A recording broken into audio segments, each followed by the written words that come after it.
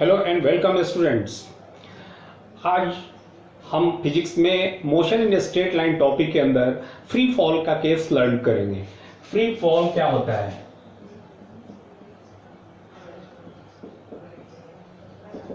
यदि किसी बॉडी को अर्थ सरफेस से एक सर्टेन हाइट से ड्रॉप किया जाए और यदि वो हाइट बहुत ज़्यादा ना हो, फ्यू 100 मीटर्स तक चलेगा, बट सेवरल 100 किलोमीटर्स तक ऐसी इतनी ज़्यादा हाइट ना हो और इतनी हाइट से वेरी क्लोज अर्थ सरफेस के इतनी क्लोजर हाइट से अगर किसी बॉडी को गिरने दिया जाए और मानकर चलें कि एयर का रेसिस्टेंस बिल्कुल नहीं है, एयर है ही नहीं, एयर रेसिस्टेंस फ्री माहौल में वो बॉडी जो है गिर रही है अर्थ की ग्रेविटेशनल अट्रैक्शन की वजह से, तो ऐसी बॉडी के मोशन को जो कि स्ट्रेट लाइन पाथ को फॉलो करते हुए अर्थ की सरफेस की ओर आ रही होगी, ऐसे मोशन को हम फ्री फॉल का केस कहते हैं, फ्री फॉल मोशन कहते हैं।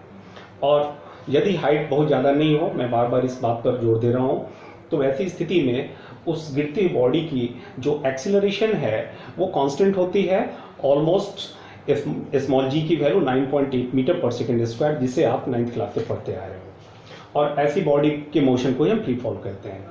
और ऐसे बॉडी के मोशन के लिए जो इक्वेशंस हम अप्लाई करते हैं, तो पहला इक्वेशन क्या हो जाएगा यहाँ एक्सीलरेशन का मतलब क्या हो गया, स्मॉल जी, जिसकी वैल्यू 9.8 होती है। कभी कभी प्रॉब्लम्स में 9.8 की जगह 10 दे देता है कैलकुलेशन को फैसिलिटेट करने के लिए, तो इसका भी ख्याल रखना। तो फर्स्ट इक्वेशन ऑफ मोशन क्या हो जाएगा, v is equal to U plus G T for a freely falling body. ठीक है। और दूसरा इक्वेशन क्या लेंगे आप, s is equal to U T plus half G T square. Third equation के रूप में क्या करोगे, थर्ड इक्वेशन ले लो, v square is equal to U square plus 2g s या h जो भी है। ठीक है। तो ये थ्री इक्वेशंस ऑफ मोशन का रूप जो है, बस इसमें एक ही चेंज आता है, जहां जहां स्मॉल a है वहां स्मॉल g करते हैं। और इसका उल्टा, यदि बॉडी को नीचे से वर्टिकली थ्रो किया गया हो, वर्टिकली अपवर्ड डायरेक्शन में, एक रेसिस्टेंट फ्री माहौल में, जहां मानकर चले कि एयर रेसिस्टेंस बिल्कुल नहीं है, तो वैसी स्थिति में ये g की वैल्यू g जो है नेगेटिव हो जाएगा और इक्वेशन ऑफ मोशन जो है आपका for a body which has been thrown vertically upward direction, v is equal to U minus gt हो जाएगा, s is equal to U T plus की जगह माइनस हाफ gt स्क्वायर हो जाएगा, because g is negative and v square should be written as equal to u square minus 2gs as small g is negative. ठीक है। तो इन बातों का ख्याल रखते हुए हम प्रॉब्लम सॉल्व करेंगे, क्योंकि इस टॉपिक पर प्रॉब्लम्स बड़े इंपॉर्टेंट हैं और उनको करना बहुत जरूरी है। ठीक है। डिफरेंट टाइप्स ऑफ 2-3 प्रॉब्लम्स हम लेते हैं, then after I will give you some problems as homework. तो पहला problem, a ball is thrown vertically upwards. A ball, पहला question number 1, a ball is thrown vertically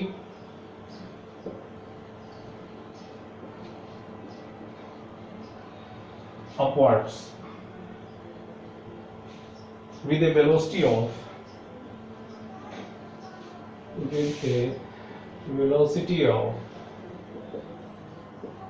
20 meter per second। 20 meter per second रफ्तार से figure किया हम, from the top of a multi-storied building, from the top of a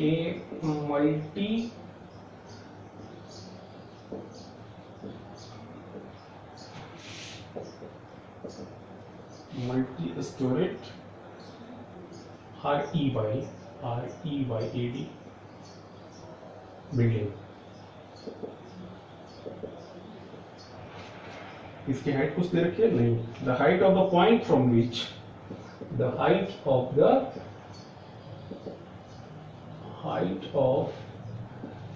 point from which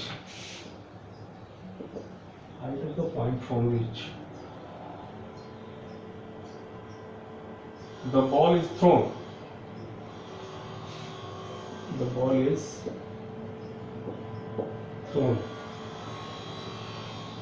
is 25 metre, 25 metre height है, clear है, from the ground. Ground से, to the ground. Clear है? पहला question ये पूछा है कि हाउ हाई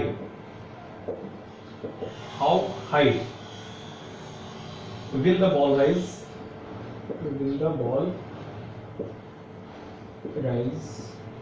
पहला क्वेश्चन।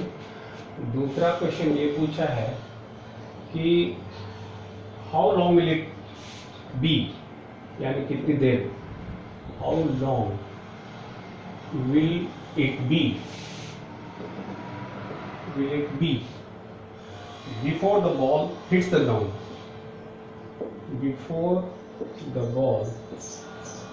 hits the ground। ठीक है? अच्छा, यहाँ ये गिवन है, ये स्मॉल जी आप 10 मीटर पर सेकेंड स्क्वायर ले सकते हैं ताकि आपको कैलकुलेशन में कोई ज्यादा तकलीफ न हो। तो सॉल्व करते हैं। क्या गिवन है? A ball is thrown vertically upwards with a velocity of 20 meter per second from the top of a multi-story building। ये मान लो कि मल्टी-स्टोरी बिल्डिंग का ये ग्राउंड हो गया, मान लो ये पॉइंट ए है ग्राउंड। ठीक है? ये मल्टी-स्टोरी बिल्डिंग का टॉप है, मान लो इस पॉइंट को हम टी से डिनोट करते हैं, और इस पॉइंट से एक बॉडी को जिसकी इनिशियल वेलोसिटी कितनी गिवन है 20 मीटर पर सेकेंड थ्रो किया गया। तो होगा क्या कि एक सर्टेन हाइट तक जाने के बाद ये बॉडी नीचे गिरना शुरू होगी। ठीक है? और मान लो कि टी से जैसे लॉन्च किया इस बॉडी को, मास चाहे कुछ भी हो, और इसके बाद इसने ये हाइट अटेंड करी पॉइंट पी की। ठीक है? तो टी से पी तक ये हाइट होगी, ये सपोज करो ये हाइट, ये सपोज करो दिस इज एस मीटर, मान लो ये एस मीटर है। तो तुम्हें ये पहले क्वेश्चन में एस की वैल्यू कैलकुलेट करनी है कि हाउ हाई, जहां से लॉन्च किया गया, जहां से प्रोजेक्ट किया गया वर्टिकली अपवर्ड डायरेक्शन में, वहां से वो कितनी हाइट तक जाएगा, और ये हाइट एस निकालनी है हमें। पहला काम ये करते हैं। फिर सेकेंड काम में how long will it B before the ball hits the ground. इससे पहले कि वो ग्राउंड को, मान लो कि ग्राउंड पर हिट कर रहा है पोजीशन बी पर, तो ए से ए और बी जो कि दोनों सेम लेवल पर है, ग्राउंड पे हैं, तो टी से जर्नी स्टार्ट करने के बाद भया पी होते हुए बी तक आने में टोटल वक्त कितना लगा, टाइम कितना लगा, ये सेकेंड पार्ट में हमें कैलकुलेट करना है। ठीक है? तो सबसे पहले फर्स्ट पार्ट को शुरू करते हैं। ये देखो, इधर अपवर्ड डायरेक्शन में जो वेलोसिटी है इसको हम पॉजिटिव ले रहे हैं, और ये 20 मीटर पर सेकेंड है, तो यू गिवन है आपका 20 मीटर पर सेकेंड। ठीक है? और हमने एज्यूम कर लिया है कि जब पी पर ये पहुंच रहा है तो टी और पी के बीच की जो हाइट है ये एस मीटर की है, और स्मॉल जी तो दे रखा है कितना, यहाँ पर माइनस लेना होगा, ऊपर जाते हुए वो डीएक्सिलेट होती जाएगी, रिटायर्ड होती जाएगी, तो -10 मीटर पर सेकेंड स्क्वायर लेंगे। ठीक है? समझ गए होंगे नेगेटिव क्यों लेंगे। ठीक है? ऊपर जाते हुए ये बॉडी डीएक्सिलेट होती जाएगी। और अब हमें पता करना है, अच्छा एक बात तो मानते हो कि इस मैक्सिमम हाइट पर पहुंचने पर इसकी जो वर्टिकल वेलोसिटी है जो कि इनिशियली 20 मीटर पर सेकेंड थी, यहाँ आते आते क्या हो जाएगी, वो शून्य हो जाएगी, वेलोसिटी जो है 0 हो जाएगी। तो लगा दो formula, v square is equal to S, v square is equal to u square plus 2as यानी कि 2gs, और यहाँ g की वैल्यू को आपको -10 लेना पड़ेगा। समझ रहे होंगे क्यों? तो यहाँ से आपका v स्क्वायर का मतलब 0, square is equal to u square कहें तो 20 स्क्वायर प्लस 2 इंटू -10 पुट करना होगा हमें, g की वैल्यू गिवन है -10, और s ले लेते हैं। तो यहाँ से ये बन गया आपका -20, 10 टू जा -20s इज इक्वल टू ये 400 equal to -400, minus minus cancel, और आप कह सकते हो कि s is equal to 400 upon 20, this is equal to कितना 20 मीटर। तो ये s की वैल्यू जो है 20 मीटर निकल आया हमारा, यानी कि बिल्डिंग के जिस पोर्शन से टॉप से दे रखा है, तो वहां से प्रोजेक्ट किए जाने के बाद बॉल जो है जो हाइट अटेन करेगा उसके बाद वो 20 मीटर की हाइट अटेन करेगा। तो ये first part of the problem is over. अब देखते हैं सेकेंड पार्ट में पूछा है कि कितनी देर तक, how long will it B before the ball hits the ground, इससे पहले कि बॉल ग्राउंड को हिट करे पॉइंट बी पर, तो कितनी देर तक वो एयर में रहा, कितनी देर के बाद, मतलब प्रोजेक्ट किए जाने के कितनी देर के बाद, मतलब कितनी देर वो एयर में रहा। तो ये सेकेंड पार्ट हुआ प्रॉब्लम का। इसमें एक चीज समझने वाली ये है कि जहां से इस बॉल को प्रोजेक्ट किया गया उसकी हाइट गिवन है। The height of the point from which the ball is thrown is 25 metre. ये 25 मीटर, ये दिस हाइट इज 25 मीटर, ये गिवन है हमें, ये हेल्प करेगा हमें। तो अगर हम इसको h मान लेते हैं तो ये h जो है, और चूंकि यहां से बॉल को प्रोजेक्ट किया गया, ये ध्यान देना, बॉल इस हाइट से प्रोजेक्ट किया गया है फ्रॉम द पॉइंट T, तो इसको हम ओरिजिन मान लेते हैं। ये पॉइंट हमारा ओरिजिन हो गया 0 0, ठीक है। तो इस ओरिजिन से उस पॉइंट की पोजीशन जो है ग्राउंड की कितनी है, -25 मीटर है। ध्यान देना, इसको ओरिजिन अगर हम मान रहे हैं तो ऊपर के जो भी डिस्टेंसेस मेजर किए जाएंगे, ऊपर के डिस्प्लेसमेंट पॉजिटिव लिए जाएंगे, ऊपर की वेलोसिटी पॉजिटिव ली जाएगी, डाउनवर्ड डायरेक्शन में जो भी डिस्प्लेसमेंट मेजर किया जाएगा नेगेटिव लिया जाएगा, डाउनवर्ड डायरेक्शन की वेलोसिटी को भी नेगेटिव लेना पड़ेगा हमें। तो हमसे ये पूछा है कि कितनी देर के बाद ये ग्राउंड पर आ जाएगा। ग्राउंड पर आ जाएगा का मतलब कि ये कितनी देर के बाद इसकी जो डिस्प्लेसमेंट है -25 मीटर हो जाएगी। ध्यान देना, यहां से प्रोजेक्ट किए जाने के बाद फिर इसी लेवल पर आ रहा है। अरे बी मैं यहां समझाने के लिए अलग दिखाया हूं, एक्चुअल में वो ए ही है और ग्राउंड पे है, ठीक है। तो ये बताओ कि इस पॉइंट से इस पॉइंट की जो के बीच की जो डिस्प्लेसमेंट होगी, final position is this, initial position is this, तो डिस्प्लेसमेंट क्या हो गया, ओरिजिन इसको माने तो -25 मीटर लेना होगा डाउनवर्ड डायरेक्शन में जो भी डिस्टेंस है उसको, डिस्प्लेसमेंट को हमें -25 मीटर लेना होगा। और इधर की वेलोसिटीज को हम पॉजिटिव लेंगे, इधर डाउनवर्ड डायरेक्शन में जो भी वेलोसिटी होगी, देखते हैं वो तो निकालना है नहीं, तो डाउनवर्ड डायरेक्शन की वेलोसिटी को पॉजिटिव लेंगे अगर किसी प्रॉब्लम में पूछा जाता है तो। हमेशा ध्यान देना, यहाँ ओरिजिन ले रहे हैं, अपवर्ड वेलोसिटी को पॉजिटिव तो डाउनवर्ड वेलोसिटी को नेगेटिव। अपवर्ड डायरेक्शन में जाते हुए बॉल चूंकि रिटार्डेशन हो रहा है उसका, तो स्मॉल जी को नेगेटिव लेना पड़ेगा हमें, ठीक है। और डाउनवर्ड डायरेक्शन के जो डिस्प्लेसमेंट है उनको नेगेटिव लेना पड़ेगा। तो डाउनवर्ड फाइनल डिस्प्लेसमेंट जो है -25 मीटर का है, तो as h is equal to -25, ठीक है। तो इज इक्वल टू कितना हो जाएगा, ut minus half GT square कर दे रहे हैं। ut माइनस, इसमें t टाइम इन्वॉल्व हो रहा है, जिस टाइम की वैल्यू हमें कैलकुलेट करनी है। तो u दे रखा है आपका 20 पॉजिटिव लिया जाएगा, t minus half GT square, g की वैल्यू पुट करते हैं, 10 दे रखा है, हमें काफी सुविधा होगी इससे, इंटू टी स्क्वायर, ठीक। तो ये कट गया, दिस इज 5t स्क्वायर, और यहां से आप कह सकते हो कि 5t -5t स्क्वायर और प्लस 20t और इक्वल टू -25, तो यदि हम ये माइनस का खेल यहाँ से खत्म करते हैं, इसको माइनस कर दें, इसको हम ऐसे भी लिख सकते हैं, मैं अलग से लिख रहा हूँ, 5t स्क्वायर -20t, और इसे इधर लाने पर क्या हो जाएगा, क्योंकि ये माइनस हटा, ये माइनस प्लस हो जाएगा, ये माइनस हो जाएगा और ये प्लस हो गया, और अब इधर लाए जाने पर ट्रांसपोज किया जाए तो नेगेटिव हो गया, तो -25 इज इक्वल टू 0 हो जाएगा।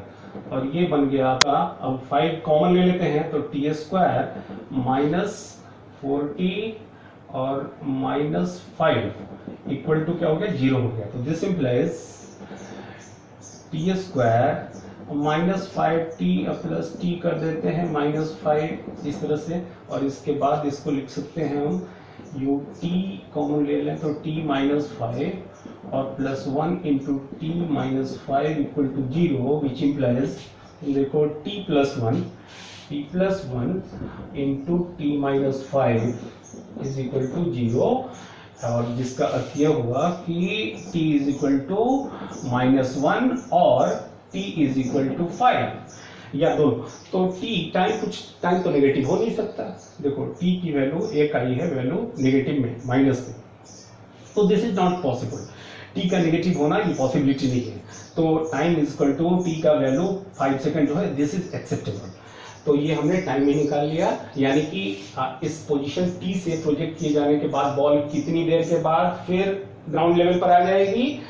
मैं फिर से कर रहा हूँ, बी को इधर जो सेपरेट करके दिखा रहा हूँ बस ए और बी में डिफरेंशिएट करने के लिए, वरना बी और ए जो है वेरी क्लोज है।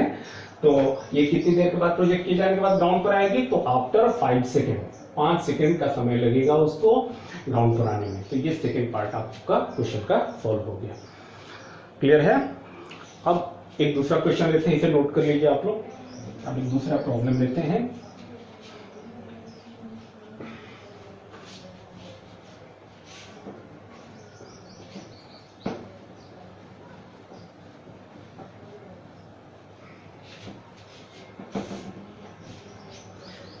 दूसरा क्वेश्चन है, ये अच्छे अच्छे क्वेश्चन मैं सेलेक्ट किया हूं, ए पैराशूटिस्ट, जिससे आप कुछ सीख सके। दूसरा, ए parachutist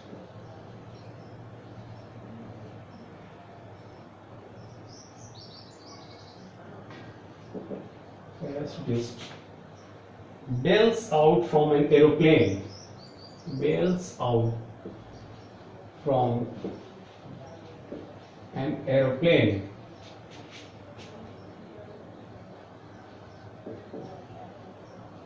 bails out from an aeroplane and after dropping through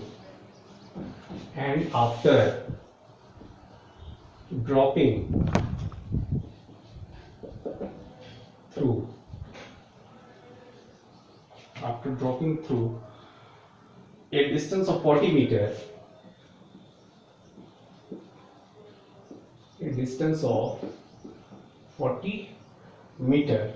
he opens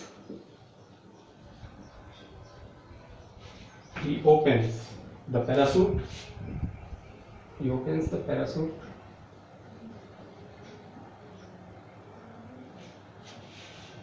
and decelerates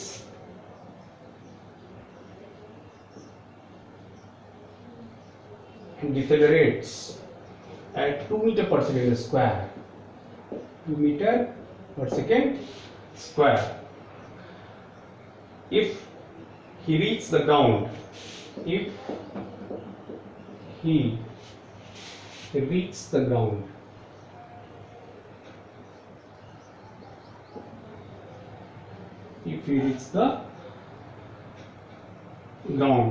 with a speed of 2 meter per second,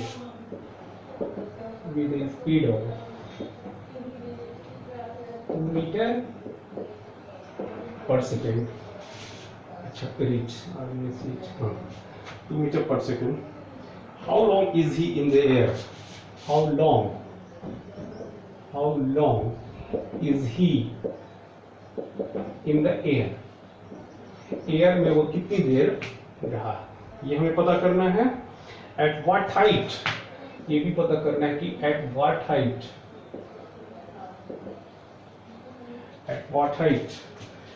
did he bail out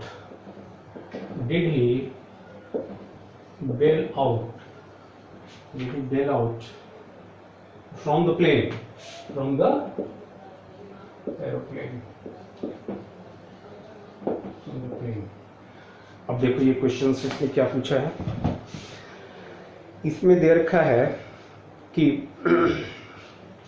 एक पैराशूटिस्ट है, इसको सॉल्व करते हैं। एक पैराशूटिस्ट है, bails out from an aeroplane से jump लेता है and after dropping through a distance of 40 metre, 40 metre गिरने के बाद, ध्यान देना पैराशूट कब खुलता है, 40 मीटर नीचे गिरने के बाद ही ओपन्स द पैराशूट। ऐसा नहीं कि प्लेन से जंप लेते ही उसने पैराशूट भी ओपन कर दिया, बिल्कुल नहीं। जंप लिया, 40 मीटर नीचे गिरा, उसके बाद उसने पैराशूट खोला, ठीक है। और जब पैराशूट खुल गया तो पैराशूट खुलने के बाद तुम जानते हो एयर के कारण अब थ्रस्ट ऊपर की ओर लगना शुरू हो जाएगा। तो जो व्यक्ति शुरू के 40 मीटर तक क्या हो रहा था, एक्सीलरेट हो रहा था, प्लेन से जंप लेने के बाद 40 मीटर तक एक्सीलरेट हो रहा था। अब 40 मीटर के बाद जैसे ही पैराशूट खुलेगा और पैराशूट पर अपथ्रस्ट का फोर्स लगना शुरू हो जाएगा, जो कि ग्रेविटेशनल फोर्स ऑफ फोर्स से ज़्यादा होगा तो क्या होगा कि वो बॉडी जो है, वो पैराशूटिस्ट जो है, एक्सिलरेट होने के बजाय डाउनवर्ड डायरेक्शन में रिटार्ड होते जा रहा है, डीएक्सिलरेट होते जा रहा है, और उसकी रेट ऑफ डीएक्सिलरेशन गिवन है 2 मीटर पर second. Reach the ground with speed, ये तो 2 मीटर पर सेकेंड ग्राउंड पर पहुंचने पर स्पीड दे रखा है, decelerates at the rate of 2 metre पर सेकेंड स्क्वायर, ये गिवन है। क्वेश्चन समझ गया? At what height did he bail out, ये पूछा है क्वेश्चन, और पूछा है how long is he in air, दो चीजें पूछा है। मैं पहले ठीक से समझा दूं क्वेश्चन को फिर से। कितनी हाइट से प्लेन से जंप लिया उस व्यक्ति ने, पैराशूटिस्ट ने, ये नहीं मालूम है, ये आपको बताना है, ठीक है। लेकिन जितनी भी हाइट से जंप लिया ग्राउंड के रिस्पेक्ट में, तो शुरू के 40 मीटर तक पहले गिरा, ठीक है, फ्री फॉल वाली सिचुएशन जो इसके पहले वाले प्रॉब्लम में मैंने बताया आपको, और 40 मीटर तक गिरने में लगा हुआ समय निकाल लीजिए आप, बड़ी आसानी से निकाल लोगे। S = UT plus half GT square करके, तो T निकल जाएगा वहां से, देखते हैं। और फिर उसके बाद, ये तो फर्स्ट पार्ट हो गया जिसका टाइम निकल गया। फिर उसके बाद पैराशूट ओपन हुआ, पैराशूट ओपन होने के बाद अपवर्ड डायरेक्शन में उसके ऊपर थ्रस्ट लगने लगा, बॉयंट फोर्स लगने लगा एयर के कारण, और जिसकी वजह से वो रिटायर्ड होते गया, डीएक्सिलरेट होना शुरू हुआ, और रेट ऑफ डीएक्सिलरेशन दे रखा है 2 मीटर पर सेकेंड स्क्वायर। यहाँ ये भी जानना जरूरी है कि जब वो 40 मीटर नीचे तक गिरेगा, तो भले ही जिस समय वो प्लेन से जंप लिया था तो इनिशियल वेलोसिटी 0 थी डाउनवर्ड डायरेक्शन में, लेकिन 40 मीटर गिरने के बाद उसकी कुछ वेलोसिटी बनेगी, और वो वेलोसिटी जो है, देखेंगे कैसे, V = U + GT करके निकाल लेंगे हम, और वो वेलोसिटी जो है पैराशूट पर अपथ्रस्ट लगने की वजह से डिक्रीज होती जाएगी, रिटार्डेशन की वजह से डिक्रीज होती जाएगी, और जब वो व्यक्ति पैराशूटिस्ट ग्राउंड पर गिरता है पैराशूट लेकर के, तो 2 मीटर पर सेकेंड की स्पीड से ग्राउंड पर हिट करता है, ठीक है। तो पूछा है eight what height did he bail out, कितनी ऊंचाई से वो गिरा और कितनी देर तक वो एयर में रहा। क्वेश्चन मेरे ख्याल से समझ गए होंगे आप। तो फर्स्ट पार्ट देखते हैं। फर्स्ट पार्ट मतलब 40 मीटर गिरने में उसको समय कितना लगा। If t is the time, t1 is the time taken to fall down by 40 meter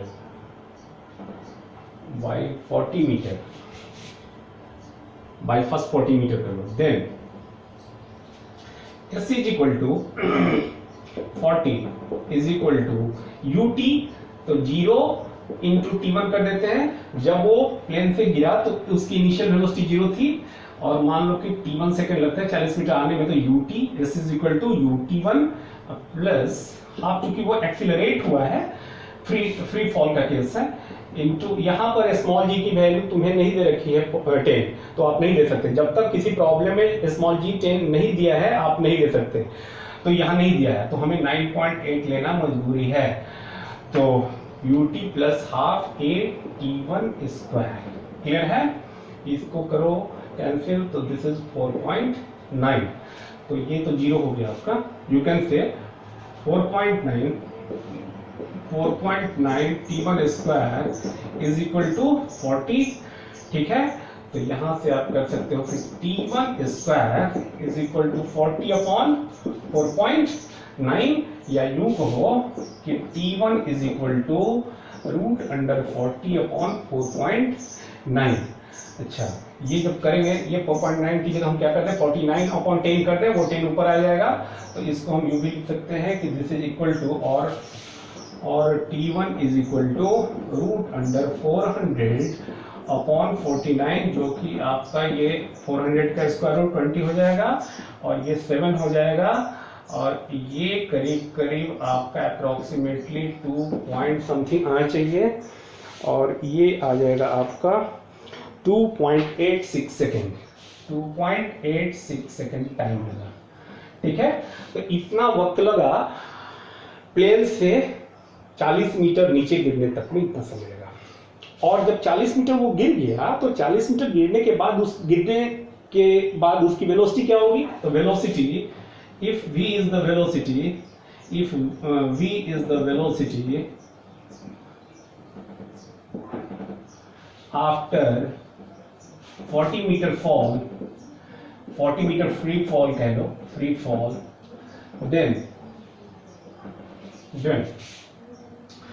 लगा दो formula, v is equal to u plus u is 0 plus gt that is 9.8 और t की वैल्यू पुट कर दो यहाँ कितना 2.86 इसको multiply कर लीजिए और यहाँ से v की वैल्यू जो आ जाएगी ये आ जाएगा आपका v इज इक्वल टू ये बन जाएगा आपका 9.8 इंटू ये 2.86 हो जाएगा करीब 28 मीटर पर सेकेंड के आसपास, करीब 28 मीटर पर सेकेंड ये स्पीड आ जाएगी। ठीक है, यानी कि 40 मीटर गिरने के बाद पैराशूटिस्ट की जो रफ्तार है डाउनवर्ड डायरेक्शन में वेलोसिटी जो है वो 28 मीटर पर सेकेंड की बन गई। ठीक है, अब पैराशूट ओपन हो रहा है, बटन ऑन हुआ, पैराशूट छतरी खुल गई, अब थ्रस्ट लगना शुरू हुआ। अब डाउनवर्ड डायरेक्शन में वो एक्सीलरेट नहीं हो रहा है, वो रिटायर्ड हो रहा है, जा तो रहा है डाउनवर्ड डायरेक्शन में ग्राउंड को हिट करने के लिए, बट डिक्रीजिंग वेलोसिटी के साथ। किस रफ्तार से उसकी वेलोसिटी अब डिक्रीज हो रही है, तो रेट ऑफ रिटार्डेशन गिवन है ये है आपका 2 मीटर पर सेकेंड स्क्वायर, और उसके बाद वो हिट करता है ग्राउंड को तो 2 मीटर पर सेकेंड से, यानी कि 28 मीटर पर सेकेंड की रफ्तार जो है ये 2 मीटर पर सेकेंड में बदल जा रही है, जबकि रेट ऑफ रिटार्डेशन इतना रहा। तो ये मालूम किया जा सकता है कि तो कितना डिस्टेंस उसने कवर किया होगा इस दरमियान ग्राउंड तक आते आते, और टाइम कितना लगा होगा। तो इस काम को हम करते हैं। तो मान लो कि सबसे पहले टाइम निकालते हैं, तो when time taken by the parachutist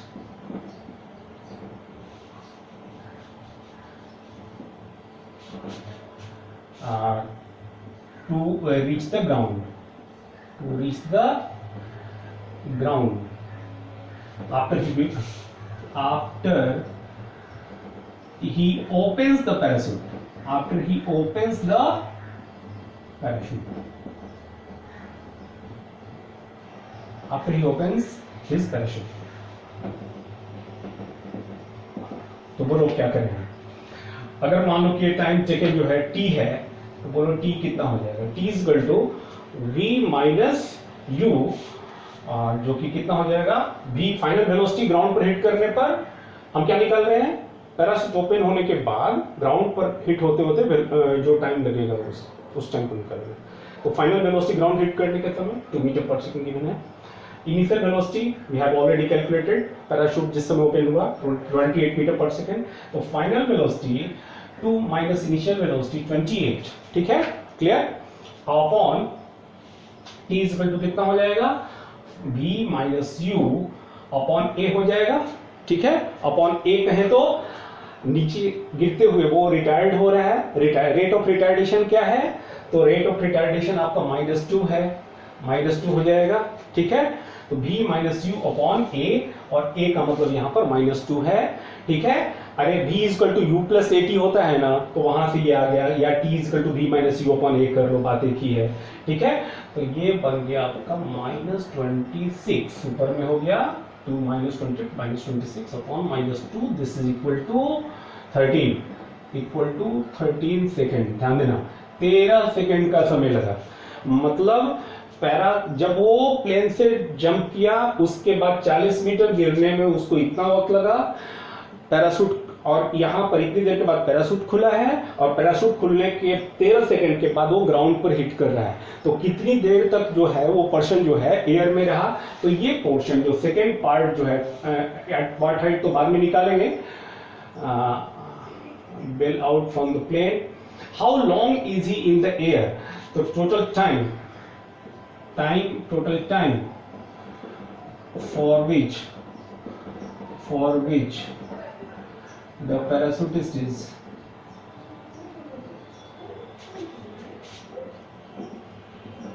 in air will be बोलो कितना हो जाएगा, t1 और t इनको ऐड कर दो, t इज इक्वल टू हो जाएगा आपका 2.86 सेकेंड प्लस 13 सेकेंड, ये बन गया आपका 15.86 सेकेंड।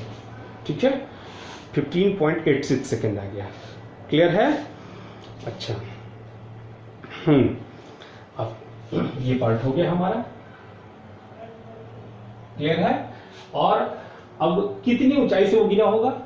तो पहले तो 40 मीटर गिर गया, उसके बाद पैराशूट खोलने के बाद जब वो रिटायर्डेशन होना शुरू होता है, उसके बाद से वो जब जमीन पर आएगा तो आते आते कितनी डिस्टेंस वो कवर करेगा? तो मान लो कि s मीटर की डिस्टेंस कवर करता है, तो distance covered, if s is the distance covered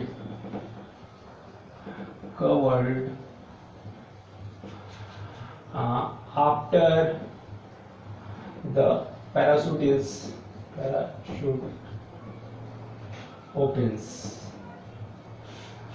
then s is equal to कितना हो जाएगा? ut, s is equal to ut plus u कहे तो 28 और t कहे तो 13 सेकेंड, ut और प्लस क्या, plus half A T square करेंगे तो माइनस हो जाएगा क्योंकि रिटायर्डेशन हो गया, माइनस हाफ, और ए रेट ऑफ रिटायर्डेशन दे रखा है 2 और टी स्क्वायर मतलब 13 स्क्वायर, तो ये 2 से 2 कट गया और ये आपको आ जाएगा 28 इंटू 13 कितना हो जाएगा? ये बन जाएगा आपका 364 और minus 169, this is equal to 364 minus 169, और ये डिफरेंस करो तो कितना आता है? ये आ जाएगा 195 मीटर, 195 मीटर का ये डिस्टेंस आ जाएगा। तो ये 195 मीटर कहाँ से कहाँ डिस्टेंस हुआ? जब वो पैराशूट ओपन करता है उसके बाद से लेकर जमीन तक आते आते उसने इतनी डिस्टेंस कवर कर लिया। लेकिन मत भूलो कि पैराशूट खुला ही है 40 मीटर गिरने के बाद, तो जहां से वो व्यक्ति बेल आउट हुआ प्लेन से, वहां से ग्राउंड की डिस्टेंस कितनी हो जाएगी? तो इसमें 40 मीटर को हमें ऐड करना होगा। द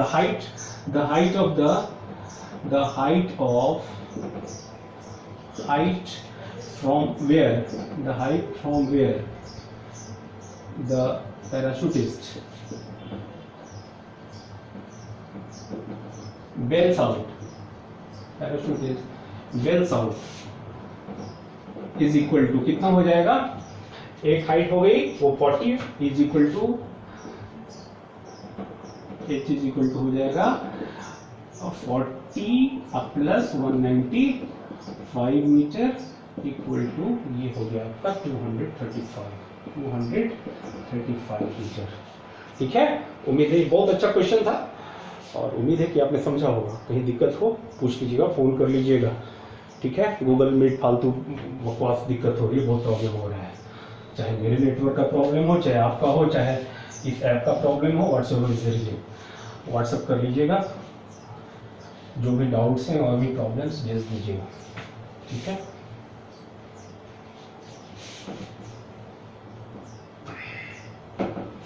ठीक है, एक और प्रॉब्लम लेते हैं। तो इसमें इस प्रॉब्लम में पूछा है कि स्टोन, क्वेश्चन नंबर 3, एक stone piece falls from a cliff,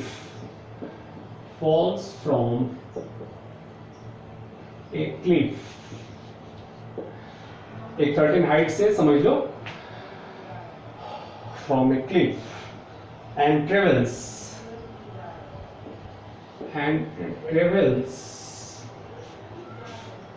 एक सर्टेन हाइट से क्लिफ से गिरने के बाद it travels 24.5 metre in the last second। ये पता नहीं है कि कितनी देर गिरा, लेकिन ये पता है कि अंतिम सेकंड में वो इतना गिरा, in the last second। Clear है? before it reaches the ground,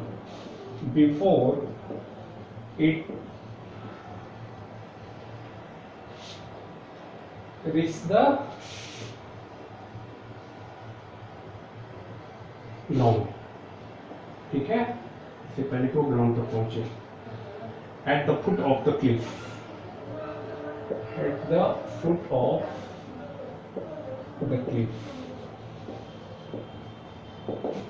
ठीक है। Find the height of the Cliff, find the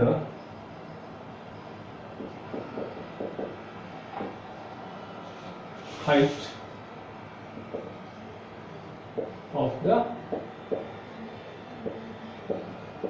cliff. Solve करते हैं सॉल्यूशन।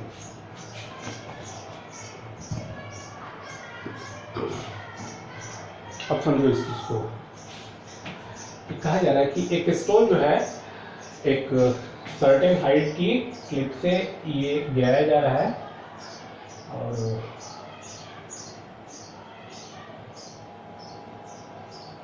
एक स्टोन जो है इस क्लिप से गिराया जा रहा है इसे, एंड ट्रेवल्स यहाँ से ड्रॉप किए जाने के बाद ये नीचे गिरता रहा और न जाने, ये मान लो कि पॉइंट ओ है, let this point is a, तो ए से छोड़े जाने के बाद, रिलीज किए जाने के बाद दो डाउनवर्ड डायरेक्शन में गिरता रहा, फ्री फॉल का केस, ठीक है, और अल्टीमेटली ग्राउंड को हिट कर रहा है। ये नहीं पता कि ए से ग्राउंड तक आने में कितना समय लगा, लेकिन ये दे रखा है कि अंतिम सेकंड में, वो अंतिम सेकंड ही नहीं मालूम है, वो अंतिम सेकंड में उसने क्या किया, 24.5 मीटर की दूरी तय करी। तो सपोज करो कि यहाँ से एक पॉइंट है बी और फिर बी से ओ तक आने में ये अंतिम सेकंड है, मान लो कि अंतिम सेकंड में ये 24.5 मीटर की जर्नी ये ट्रेवल कर पा रहा है, ठीक है। मान लो कि बी से ओ तक आ रहा है वो अंतिम सेकंड में, ये लास्ट सेकंड की जर्नी है। ये हमें नहीं पता है कि लास्ट सेकंड जो है, अंतिम सेकंड जो है, दूसरा सेकंड है, चौथा सेकंड है, पांचवा सेकंड है, 9वां सेकंड है, 10वां सेकंड है, ये नहीं पता है। किसी और तरीके से हमें कुछ पता करना होगा क्योंकि उसकी जरूरत पड़ेगी।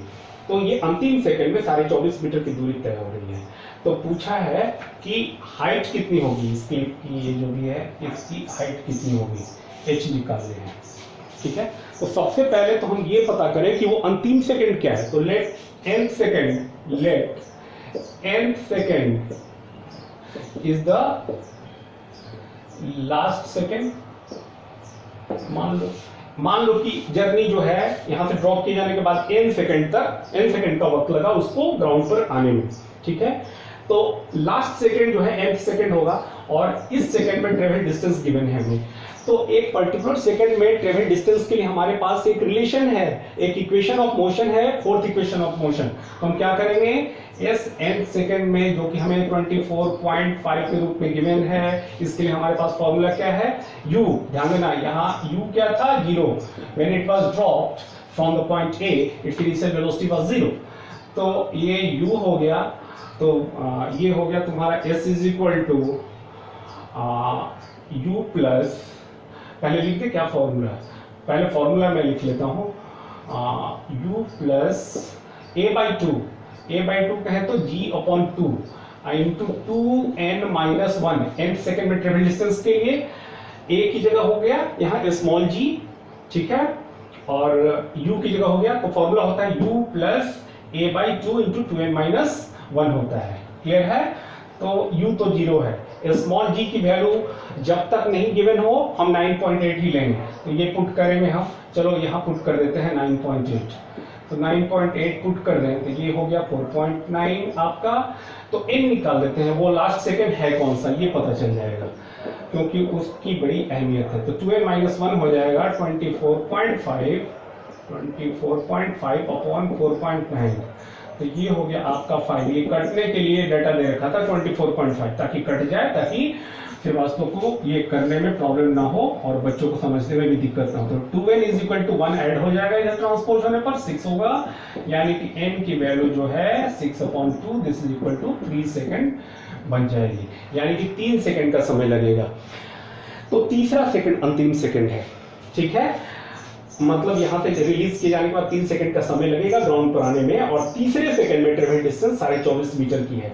तो पूरे 3 सेकंड में जो ट्रेवल डिस्टेंस होगा वही हाइट होगी इस क्लिप की, ठीक है। The height of the clip, so the height of